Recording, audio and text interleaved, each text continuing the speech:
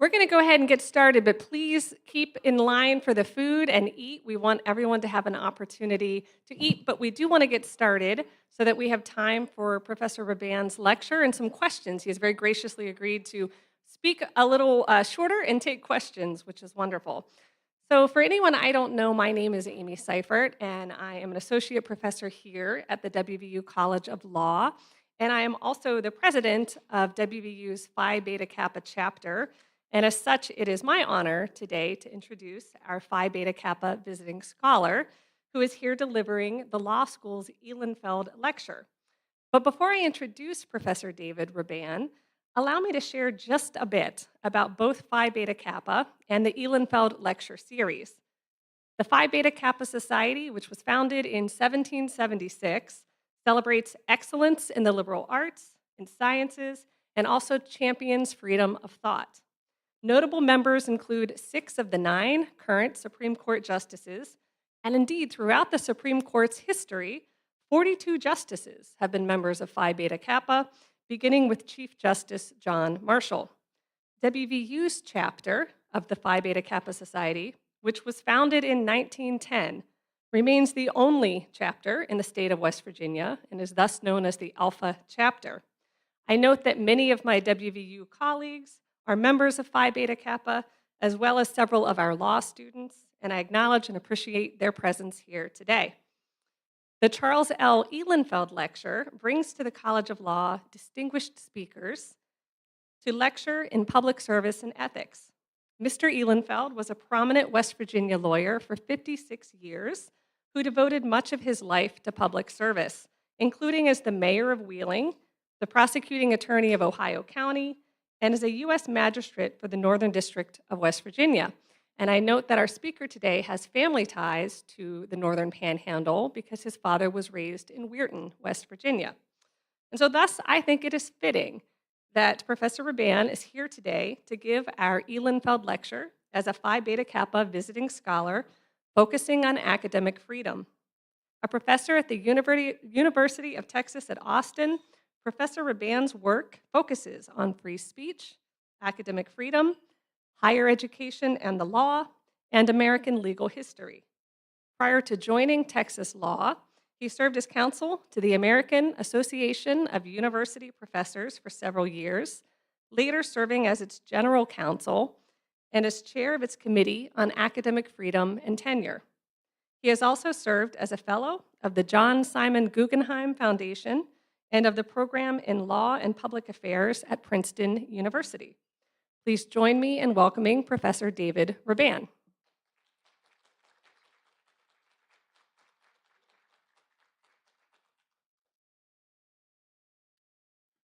Thank you, Amy, for that introduction and for all the work you've done to make this trip possible. What I want, and thank you all for coming. As Amy said, I'd like to leave time for questions and comments after my talk, so I'll try to keep it relatively short. What I'd like to do is first give some background about the meaning of academic freedom as a professional norm within the academic community, and then talk about the incorporation of academic freedom within the First Amendment as a First Amendment right. At the end of my comments, I'll focus on some recent legislation and demands by the Trump administration that have great implications for the state of academic freedom. So I'll start very briefly with the professional understanding of academic freedom within the academic community. And that understanding derives mostly from the 1915 Declaration of Principles on Academic Freedom by the newly formed American Association of University Professors, the AAUP. The definition and justification for academic freedom in the 1915 Declaration remains the most thorough and convincing interpretation of academic freedom in the English language, and the principles of the 1915 Declaration to this day are the basis for many university regulations dealing with academic freedom. The core justification for academic freedom in the 1915 Declaration can be stated relatively briefly. And it has to do with the function of university professors. According to the 1915 Declaration, the main function of university professors is to produce and disseminate knowledge based on their expertise. And that production and dissemination of knowledge, according to the 1915 Declaration, serves a public good. The production and dissemination of knowledge is a public good. The 1915 Declaration stresses that professors cannot perform this function if they can be disciplined or even dismissed for reaching academic conclusions that offend others. They won't be able to do their job if they're unprotected in their expert academic expression. That's the fundamental justification for academic freedom. Now, the 1915 Declaration recognized that speech by professors on matters related to their expertise only gets the protection of academic freedom if it meets professional standards, right? But the 1915 Declaration stressed that that determination of whether expert speech meets professional standards must be made by other professionals, by professional peers who are the only ones who have the expertise to make that determination. The 1915 Declaration stressed that if that determination were made by others, first, the others wouldn't have a proper basis for making it, and two, it's more likely that the determination might be based on irrelevant or improper factors, such as political disagreement with the professors or just offensive views that the legislatures, for example, or administrators, offensive views they found in the professors' research. So introducing peer review as part of the system of academic freedom was a very important feature of the 1915 Declaration. So there's the gist of the professional norm of academic freedom. I'll speak a little bit longer about academic freedom as a First Amendment right. Now, as all of you know, academic freedom is not part of the First Amendment, right? First Amendment ratified in 1791. The concept of academic freedom hadn't really arisen by then. The first time that the United States Supreme Court recognized academic freedom as a First Amendment right was in a very important case called Sweezy versus New Hampshire in 1957. And I want to give you a little bit of background about the Sweezy case because I think it helps explain the Supreme Court's initial approach to academic freedom. So Sweezy was decided at the heart of the McCarthy era in the United States when there was widespread concern during the Cold War about communist subversion in the United States. The New Hampshire legislature passed a law prohibiting the state from employing any quote-unquote subversive person. And the legislature asked the state attorney general to investigate whether there were, in fact, subversive persons employed by the state of New Hampshire, including the State University of New Hampshire, the University of New Hampshire. So, Paul Sweezy was a well-known Marxist economist who had delivered a guest lecture in a course on economics at the University of New Hampshire. The Attorney General subpoenaed Sweezy, asked him all kinds of questions, most of which Sweezy answered. But there were two categories of questions Sweezy refused to answer, claiming that the First Amendment gave him a right not to answer those questions. One set of questions had to do with his wife's activities as a member of the left-wing Progressive Party of the era, which many felt was infiltrated by communists. Another set of questions that Sweezy refused to answer had to do with the content of his lecture at the University of New Hampshire. For example, the Attorney General asked Sweezy, "Is it true that you advocated Marxism in your lecture? Is it true that you advocated the theory of dialectical materialism?" Sweezy refused to answer, claiming that he had a First Amendment right not to answer. The New Hampshire state courts, through the Supreme Court of New Hampshire, rejected Sweezy's First Amendment claims, held him in contempt. When the case reached the Supreme Court, a majority of the court overruled the New Hampshire decisions. There was a four-person plurality opinion written by Chief Justice Warren claiming that the questions from the state attorney general to Sweezy, quote unquote, unquestionably violated Sweezy's First Amendment rights in the areas, plural, of political expression and academic freedom.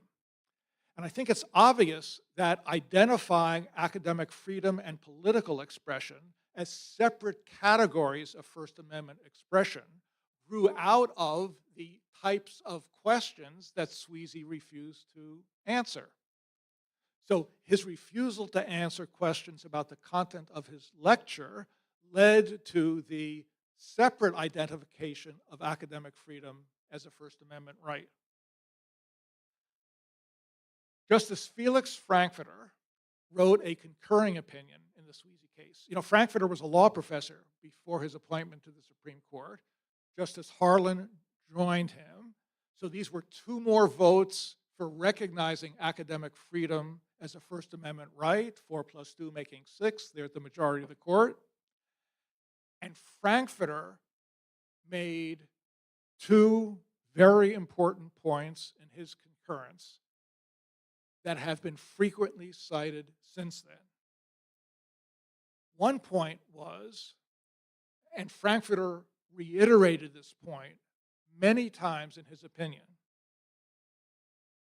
Frankfurter emphasized the importance of preventing government intrusion into the intellectual life of universities. That theme was the basis for his recognition of academic freedom. Keep the government out of the intellectual life of universities. Frankfurter also quoted at length from a recent South African statement about academic freedom, which I could elaborate later if you're interested.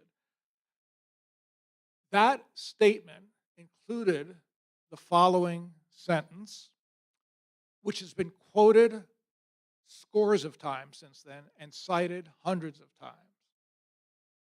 The South African statement referred to the, quote, 4 essential freedoms of a university: to determine for itself on academic grounds who may teach, what shall be taught, how it shall be taught, and who may be admitted to study. That was the very important Sweezy case, first recognizing academic freedom as a First Amendment right. And a decade later, in a case called Kiishian versus Board of Regents in 1967, the Supreme Court majority reiterated academic freedom as a First Amendment right and called academic freedom, quote unquote, a special concern of the First Amendment. Again, this is language that has been frequently quoted since then.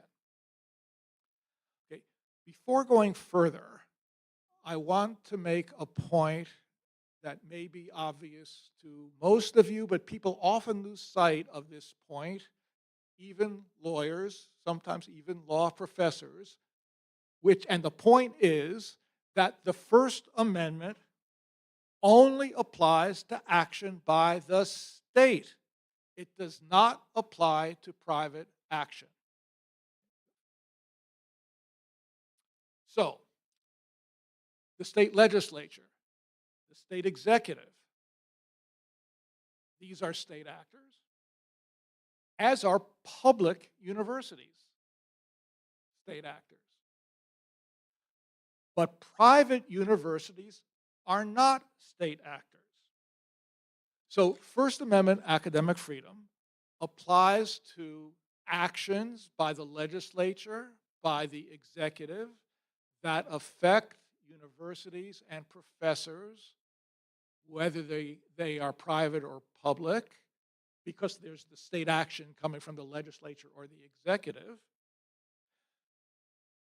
The First Amendment also applies to disputes between professors and administrators or trustees at public universities, such as yours or mine. But it does not apply, the First Amendment does not apply to disputes within private universities, between professors and administrators or trustees at private universities.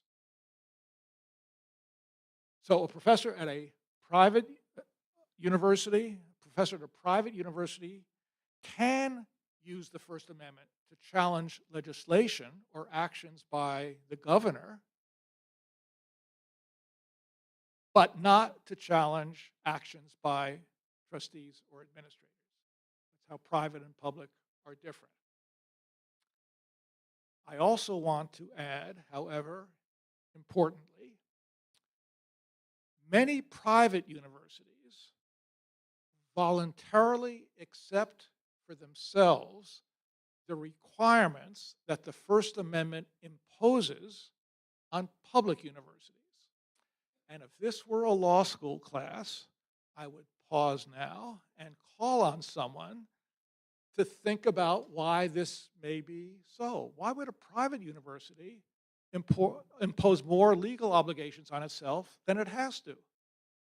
Fortunately for you, we're not in a class, so I'll answer my own, in this situation, rhetorical question by saying I think many private universities do not want to appear to be giving less protection for free speech and academic freedom than public universities must. If you were a teacher or a potential professor, like where would you rather teach? Where you have protection for free speech and academic freedom, or where you don't? And I'll just say I can elaborate on this later. I was a student at Stanford Law School, a private law school, when it brought dismissal charges against a tenured English professors for incitement to riot during an anti-Vietnam War demonstration. And Stanford told the faculty hearing committee on this case, we want you to apply the recent incitement standard from the Supreme Court, incitement to imminent lawless action not protected by the First Amendment. Berkeley, our rival across the bay, has to follow that law. We want you to follow it too, even though we do not have to do that. So that's an important point to realize, that many private universities voluntarily accept the First Amendment rights of free speech and academic freedom as binding on themselves. Okay, just a little bit more on the First Amendment right of academic freedom. Okay. Extremely frustratingly. Okay. Now, so what I'm going to say for the next few minutes, okay, I'm characterizing judicial decisions, which are a mess. Okay, they're they're inconsistent. Many of them have horrible consequences. But I think it's important to know the lay of the land. And I elaborate that a lot in this book I recently wrote on academic freedom. So as I've already said,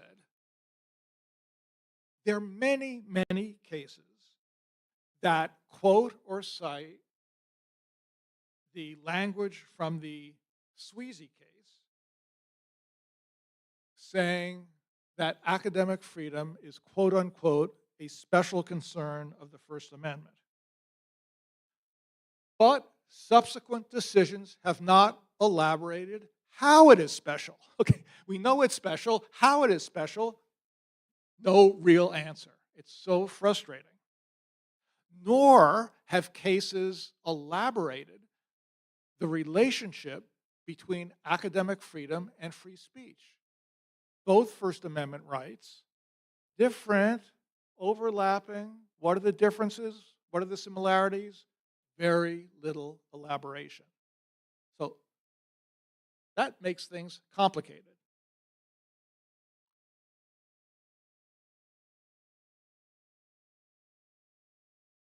Yet, by reading the hundreds of cases dealing with academic freedom as a First Amendment right, there is a basic consensus that emerges. Judges disagree on all kinds of issues. I can elaborate on that later. But on one point, they largely agree. Not totally, but largely, which is that the First Amendment right of academic freedom protects the content of teaching and scholarship. And it also protects pedagogical decisions that can be justified on academic grounds. And that really is the core of the traditional understanding of academic freedom. So that's important to recognize. Now, I want, in finishing talking about academic freedom as a First Amendment right, to add two complicating factors beyond the lack of judicial interpretation of the meaning of academic freedom.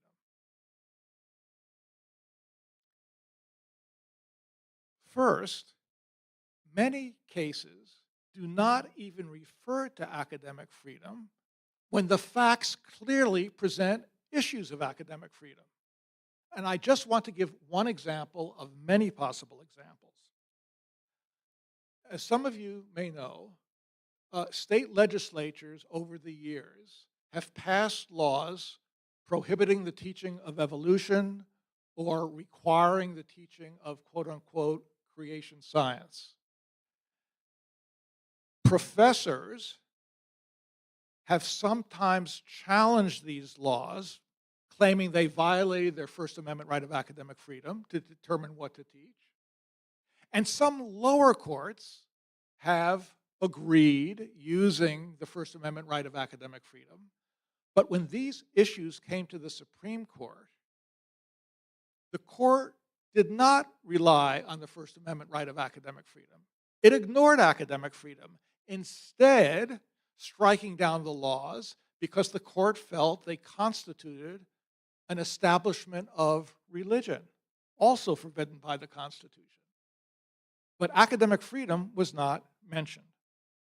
So, in my view, while academic freedom has been frequently recognized as a First Amendment right, it's also been frequently ignored, indicating that it's not been that deeply established. Here's another complication. Many courts have applied general principles of First Amendment law to deny claims that would be protected under First Amendment academic freedom. Not just ignoring academic freedom, but denying academic freedom based on the First Amendment. So I want to give you two examples derived from the First Amendment law that applies to public employment, speech by public employees.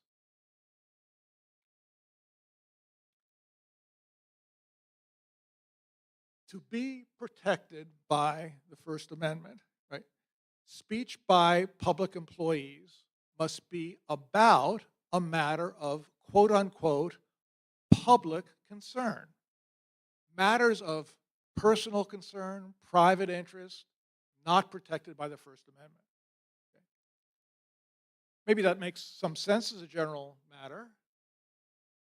Unfortunately, for academic freedom, many judges have found academic speech to be about a matter of private rather than public concern, and therefore not protected by the First Amendment. So, for example,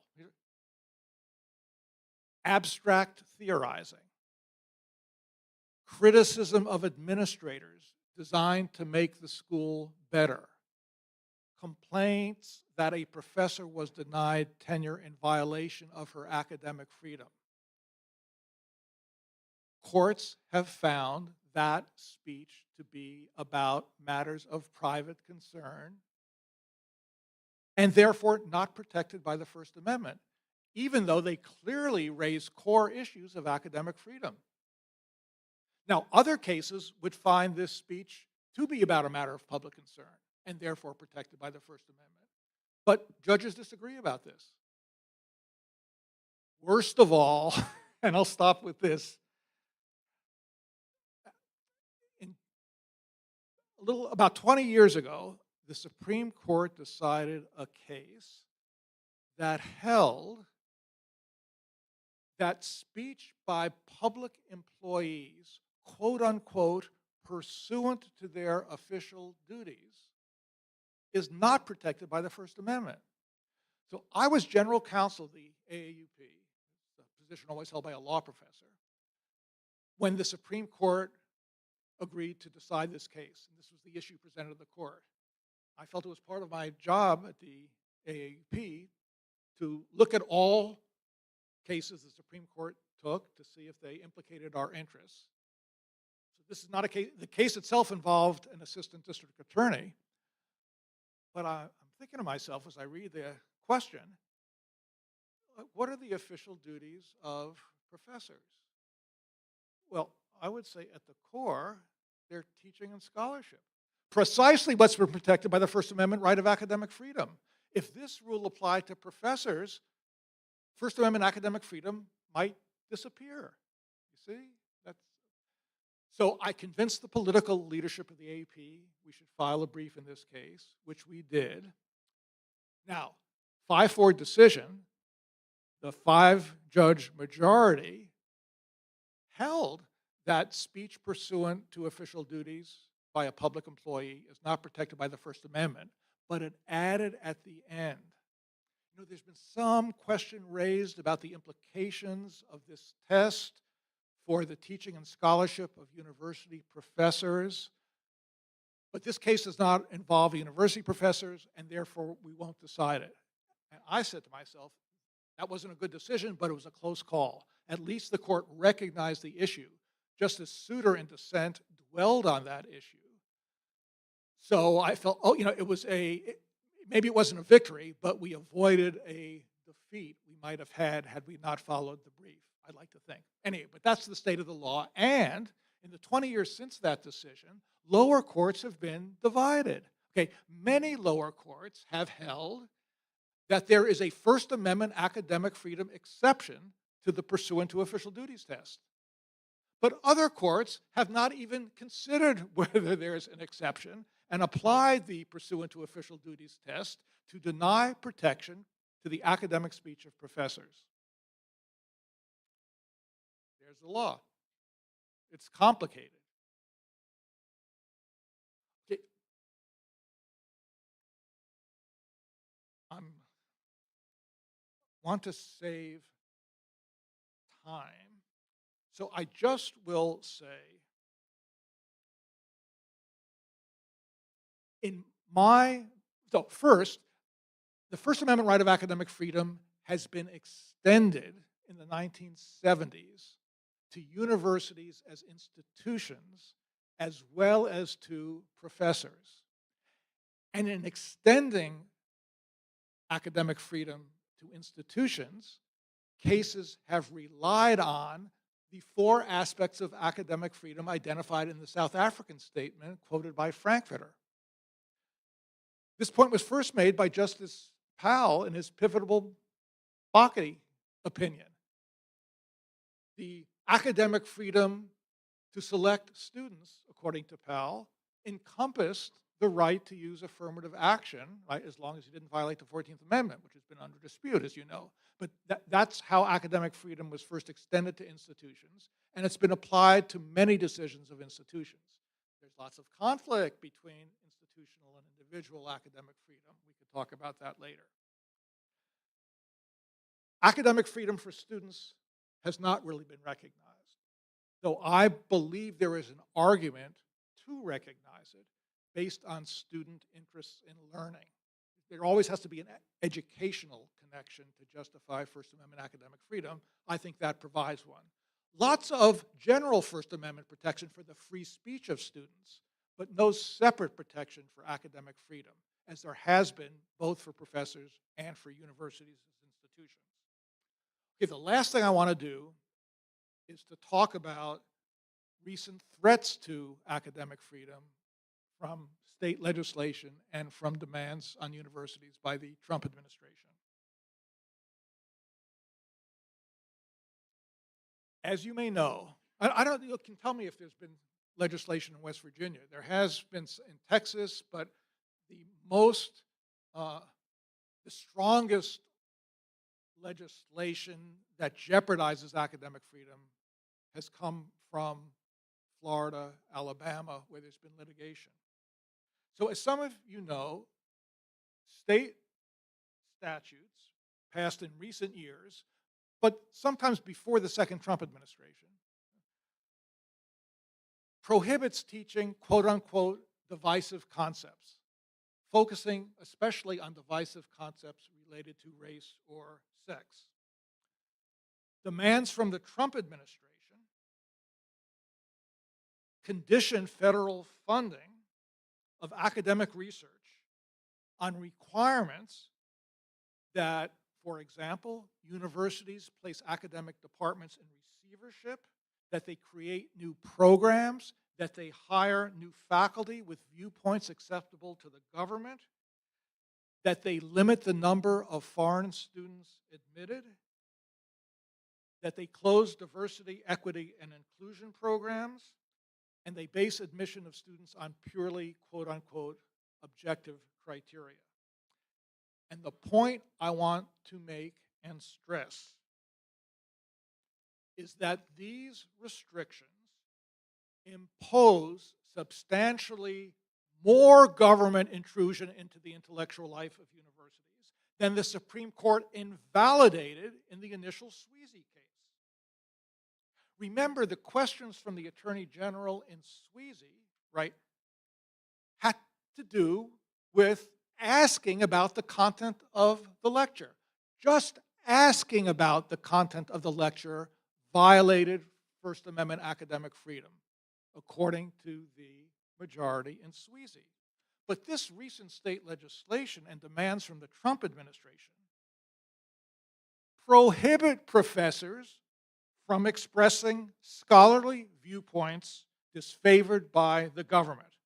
And they regulate educational decisions by universities about curriculum, faculty appointments, and student admission. This government intrusion is unprecedented in the history of the United States and constitutes a deviation from the law of First Amendment academic freedom as it has developed. You know, despite all the uncertainty and problems, it's pretty clear that First Amendment academic freedom thus far protects the content of teaching and scholarship as long as that content meets academic standards as determined in the first instance by faculty peers. So many universities have acquiesced to this legislation and to demands by the Trump administration. But litigation at 4 universities have challenged the legislation and the demands of the Trump administration.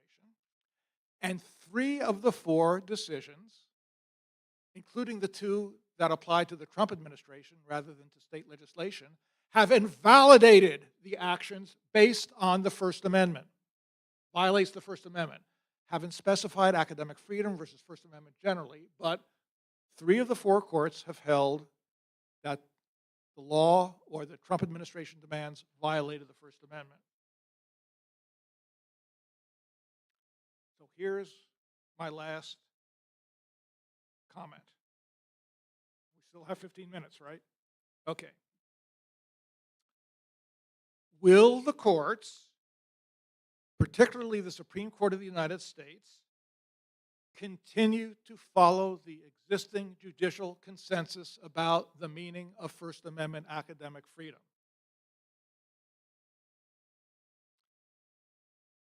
I think it is striking that the same judge who upheld Harvard's claim that the Trump administration violated its First Amendment rights of academic freedom, threatening to impose, withholding federal aid unless Harvard hired faculty with certain viewpoints, put departments into receivership, etc. That judge, in holding the government's threats unconstitutional, was the same judge who upheld the affirmative action program at Harvard a couple of years before.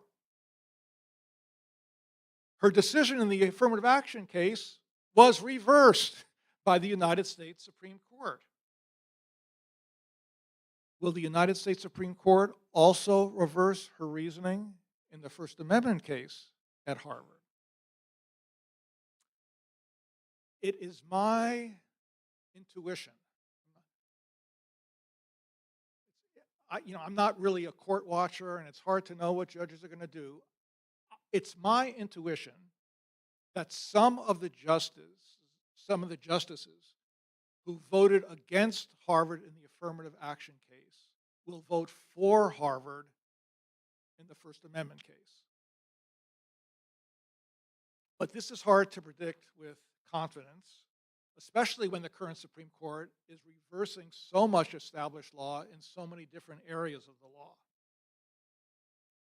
So to end on a note of optimism among all kinds of pessimistic possibilities, I'm hoping that litigation arising from the recent state legislation, from the various actions of the Trump administration, will lead to decisions that will both clarify the meaning of academic freedom as a First Amendment right and continue to protect it. I think we'll see before too long. So I'll stop with that and invite comments or questions.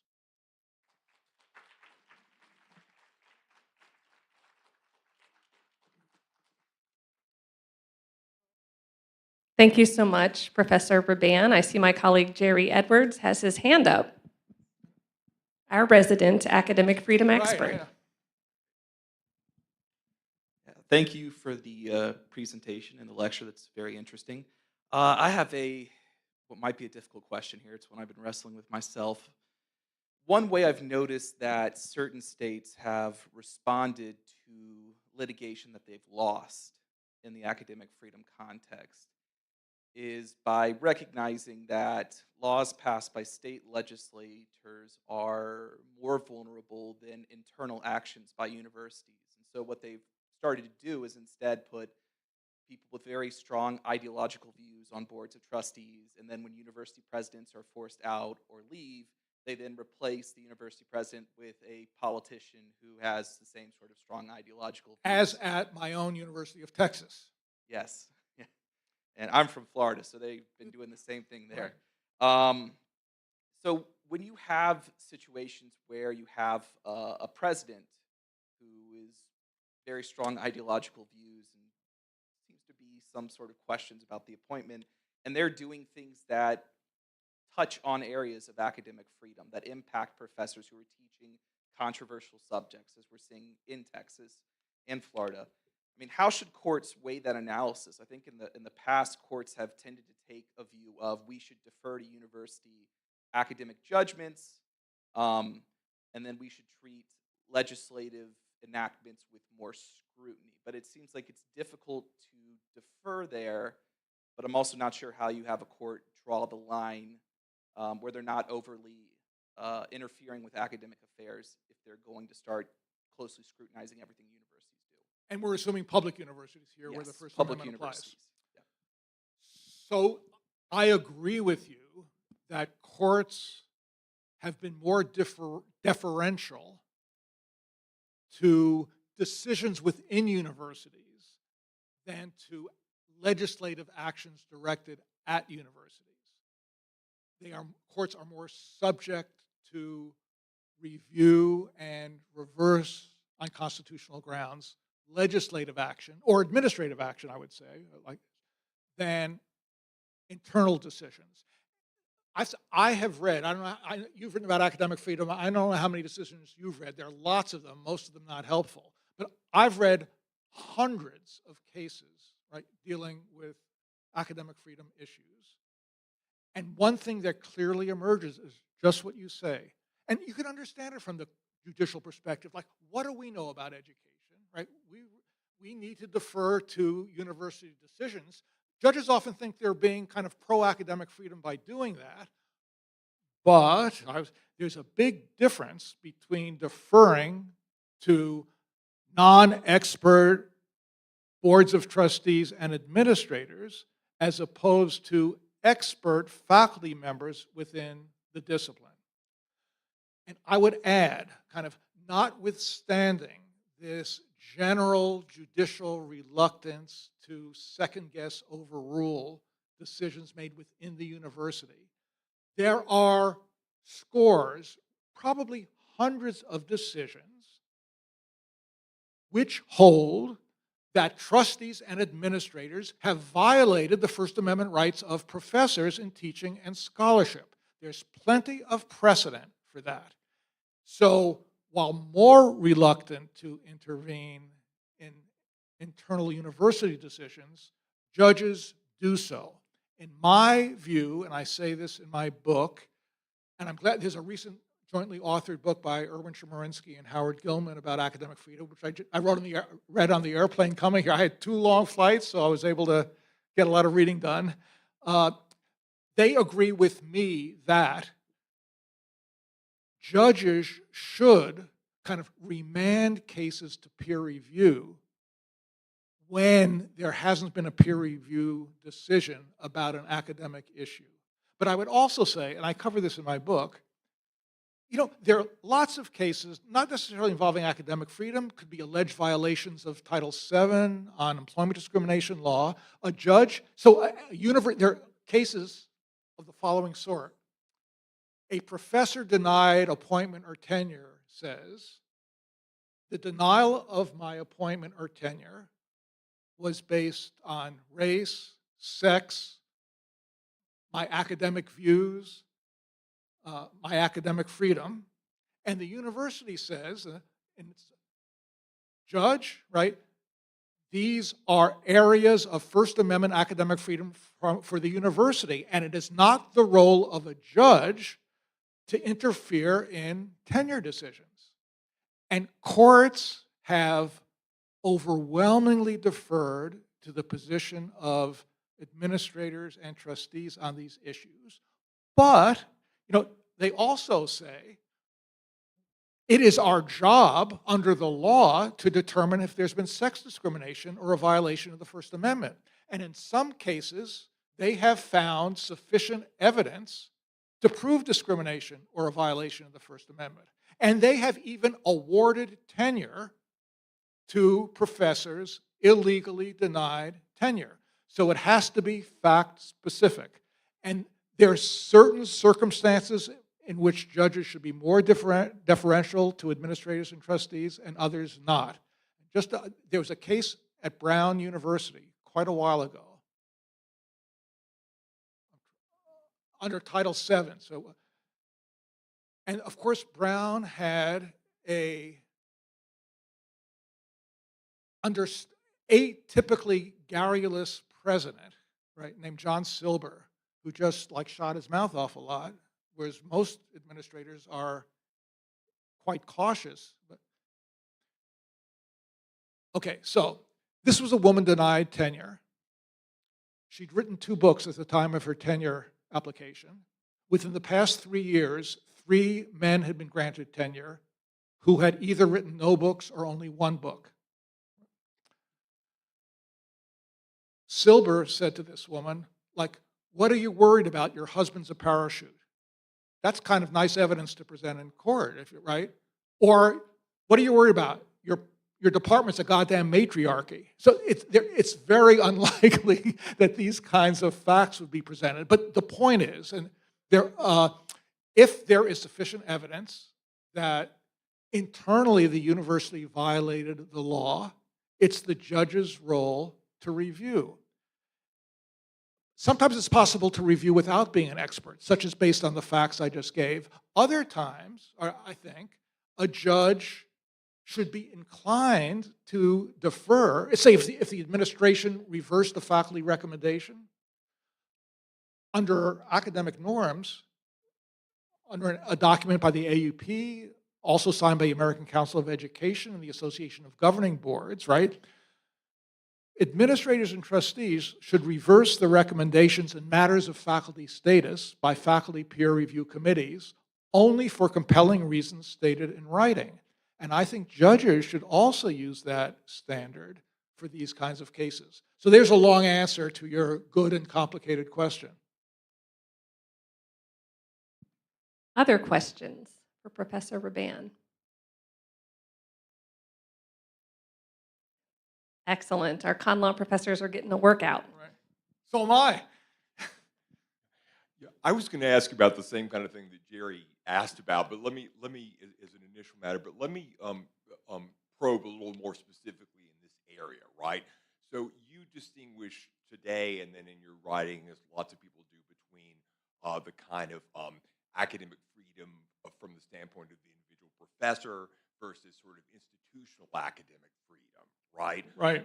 And so I assume that even in these kinds of situations that Jerry described, where you've got people who were kind of installed to lead the university, who were less university people than political people, if you will, that if you've got a situation where somebody's arguing, look, I took this position in a paper that was politically unpopular in the state, and the paper was, peer-reviewed and published in a great journal, and it's purely political, I assume you've still got a very good chance of winning that kind of lawsuit. Yes, right? and you should. Right, but then what about the situation where you've got sort of an effort to kind of dictate curricular requirements and that kind of thing, which would typically be thought of as protected by the institutional side of academic freedom, but the people who are wielding that power are not really wielding it in the way the doctrine traditionally envisioned. So that's just sort of a more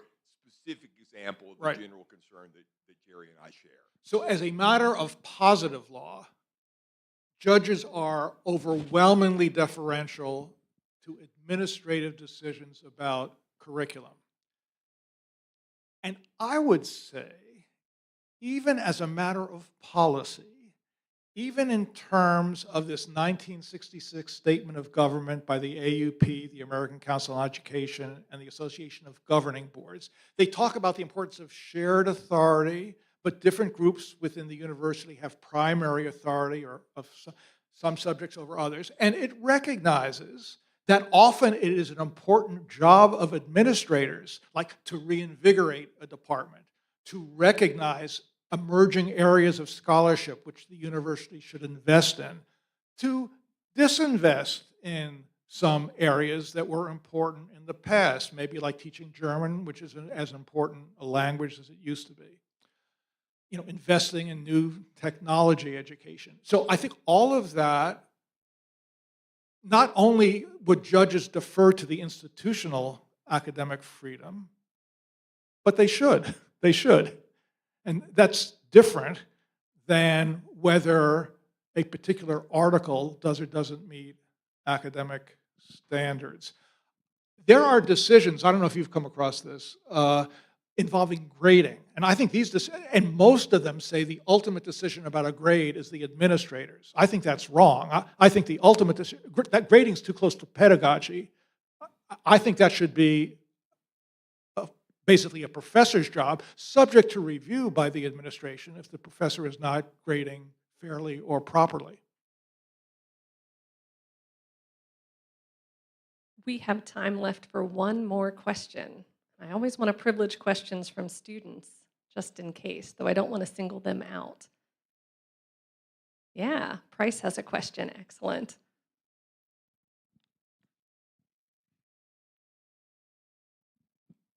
Hello, thank you for coming. This has been great. I just have a question about the South African statement about the four freedoms. What's the origin of that? To me, it is so interesting. So I'm glad you asked. If you had a thought, you would have said it, so I won't even pursue it with you. Okay. What was happening in South Africa in the mid-1950s that might have produced such a statement? I didn't know about this, right? Apartheid was introduced in South Africa in the 1950s. I didn't realize it was that late in the day, but that was, okay.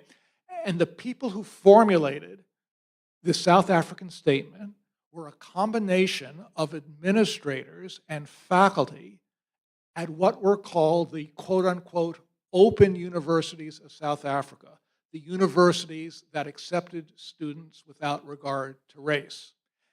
And they complained that the introduction of apartheid would undermine their academic freedom to select students.